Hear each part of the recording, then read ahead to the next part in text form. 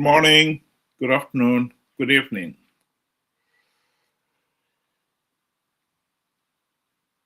Emerson Dambuzo Mnangagwa signed the Constitutional Amendment Bill number 3 into law.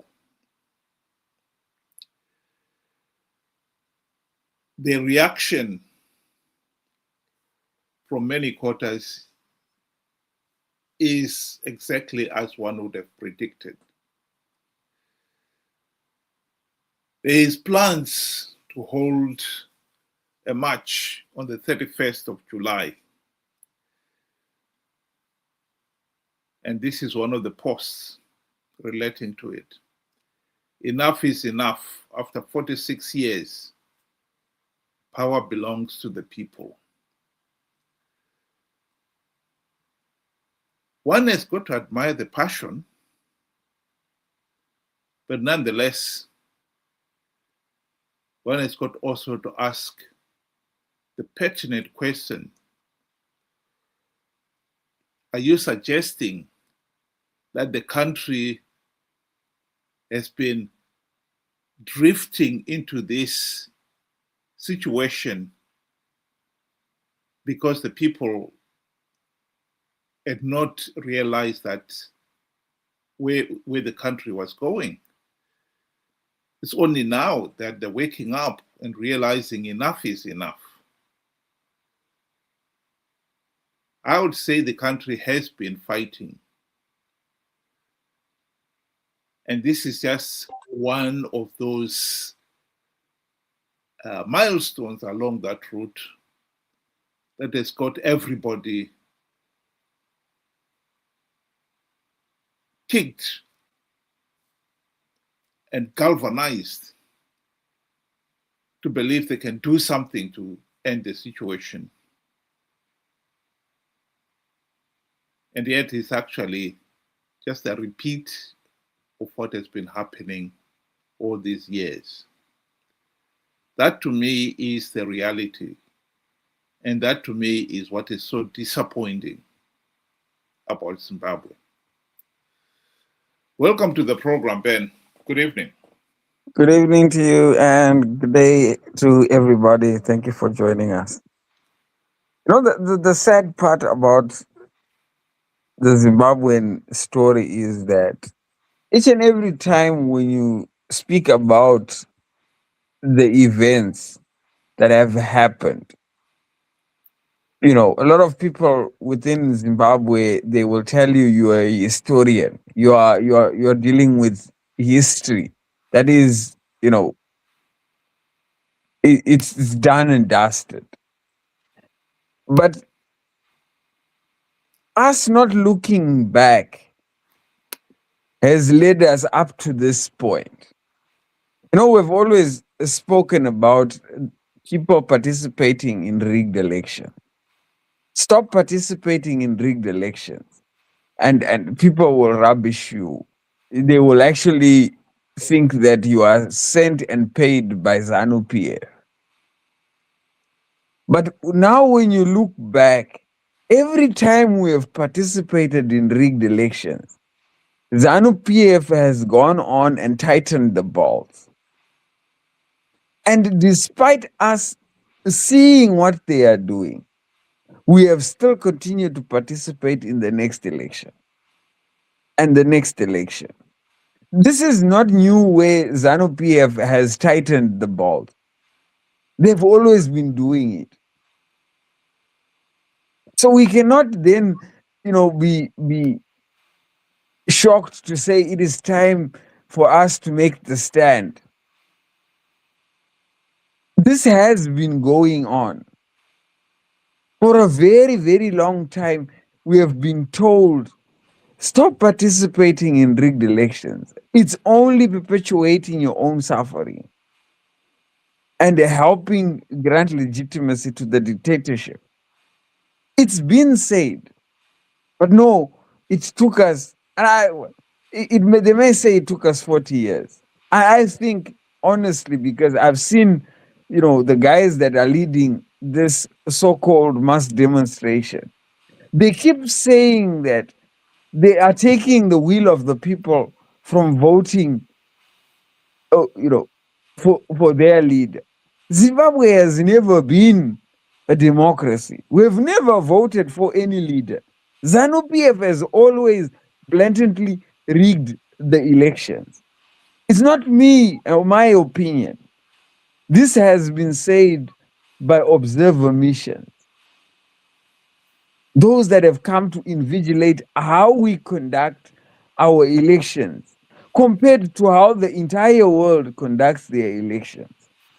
That is where I am getting the answer from. I don't know where the others are. Well, when ZANU-PF first proposed this constitutional amendment bill,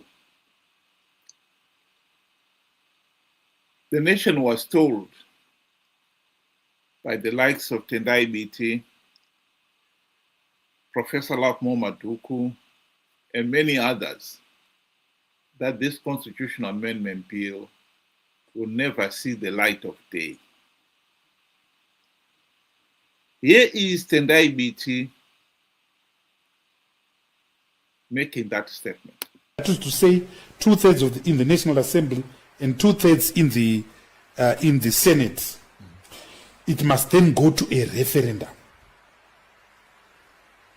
because it is a bill altering term limits in the country. The referendum is a simple process, Baba. The referendum simply asks whether you are saying yes or no. Because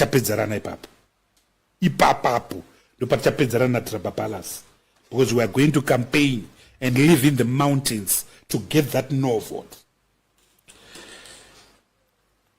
There's a second problem. The Constitution then says, when you change this Constitution and you remove the term limits, it doesn't benefit the incumbent. It benefits the next. It benefits the next. But you can change that provision. Same process. Yeah, we call it the Abdoulaye Wade provision. Because President Abdoulaye Wade amended the constitution for a third time, and Senegalese said it can't benefit you, and he lost at that stage. And that's why President Sall came in, and as fat as Yazid, as you know, President Macky Sall also tried to change the constitution to benefit him. Yet he came through a process of rejecting a third term agenda. That's why you can't trust people. But anyway, to come back to the legal process, another referendum is required now to change the constitutional provision that says you can't benefit. That's when we will see Trababala's true colors, because all along you'll be saying, I don't want Vandova Akuda. Now when he says, now the Akuda, the constitution has to go to a referendum for the second time. Baba, pakaipa. Tusangana makomo. Tusangana kwa Chendabwe. Tusangana ku Lotito. Tusangana ku Eskodini. Tusangana ku Binga. Tusangana ku Cholocho. He can't win those referendums. He cannot win those referendums. Okay. So to put it very crudely, the idea of a third term agenda is fraught with such legal landmines that you would have to be so ambitious, so insane, so drunk, or both to ever think that it can actually carry out and see the light of the day. Well. That was a mouthful. And yet, ZANU-PF did manage to word the Constitutional Amendment Bill number 3 in such a way that it did not even require one referendum. There's not been one referendum. And yet Parliament has accepted that Constitutional Amendment Bill, and the Senate too has voted with overwhelming majority, more than the 2/3 required, to accept that constitution. constitutional amendment bill. We have seen a repeat of this cycle where the opposition tell us this cannot be done, and then it is done. This is why we keep going back to the last 26 years. The MDC CCC leaders were elected by the people of Zimbabwe to implement the democratic reforms to end the ZANU-PF dictatorship and end this case of rigged elections. That is at the foundation of this whole debate. If MDC CCC leaders had implemented the democratic reforms, even when they had the best chance during the GNU, we would not be here. They did not. Even during the GNU, when they had the best chance to do so, they failed to implement even one token reform.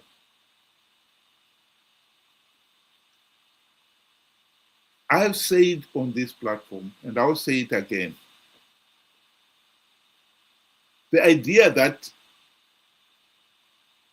the opposition could stop ZANU-PF rigging the constitutional amendment bill process is ridiculous, because the constitutional amendment process is not as vigorous as an election process. And there is the proof. ZANU-PF blatantly rigged this whole constitutional amendment bill process to the point where they did not even require a referendum, which we were told that the Constitution requires, demands, not just one referendum, two referendums.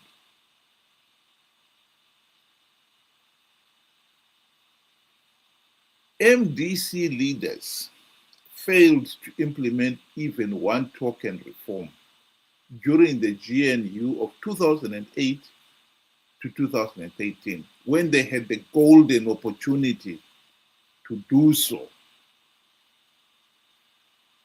They failed. That was an infinitely easier task than stopping ZANU-PF rigging the Constitutional Amendment Bill number 3. And now that it has been passed, they still want to maintain that they can do something to get it reversed. Let me say this for the record. Reversing this Constitutional Amendment Bill number 3 is not impossible. Let's get that very clear. Nothing is impossible. But what we as a people have got to wake up to is taking the word of those who have failed to implement even one token reform, an infinitely easier task when they had the golden opportunity to do so. Now telling us that they can do the much tougher task of reversing Constitutional Amendment Bill number 3. Wake up, Zimbabwe. We need to wake up.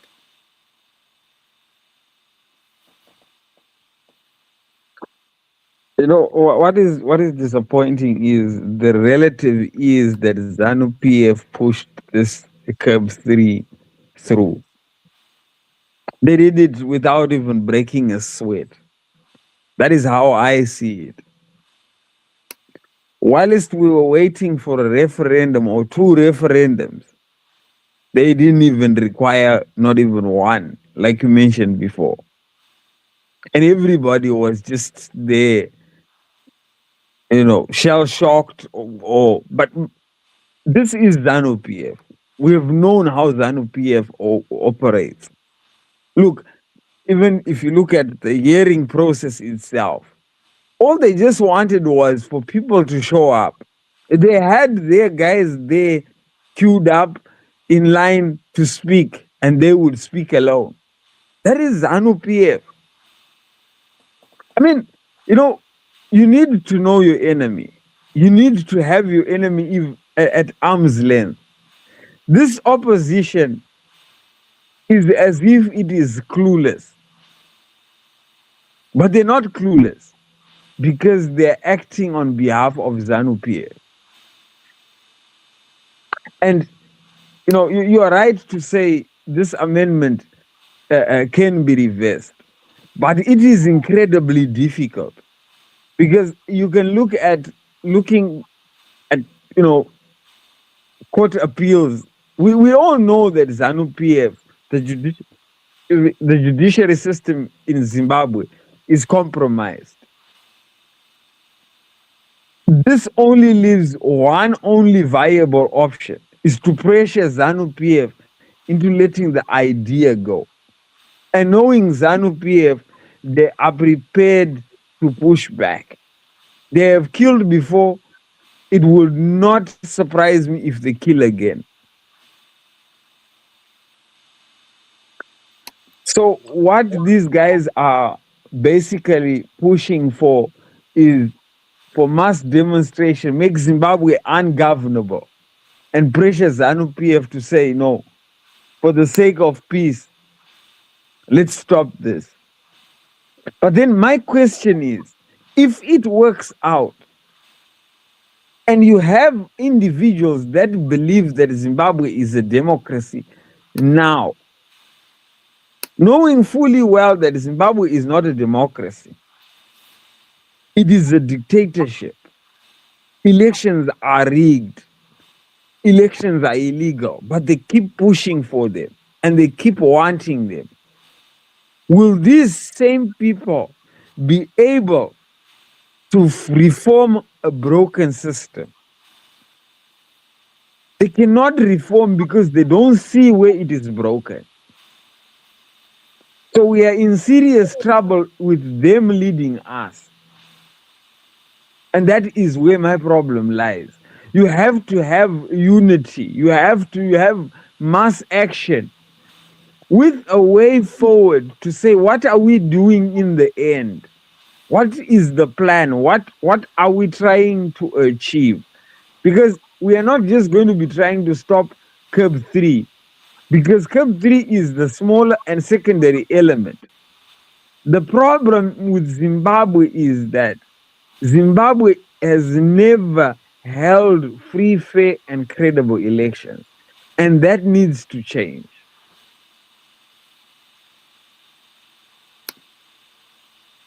Well, we just want to listen to what Tendai BT and company are now proposing. Last week that the signing of the document on the 7th of July is just the opening of this cabinet. It's the beginning, but the beginning of the end. The beginning of the end of the process of mutilating Zimbabwe's constitution. It enters and pushes Zimbabwe in a very dangerous zone. But citizens are now responding. Citizens are now fighting back. And we've made it very clear that you can kill us 100 times. We are ready for that. You can arrest us 100 times. We are ready for that. But the fact of the matter is that CAB3 will be short-lived. And that's why we have the statement we have made today. And as Prof. Maduku says, our consultations are going to be very short. Certain things have to be done.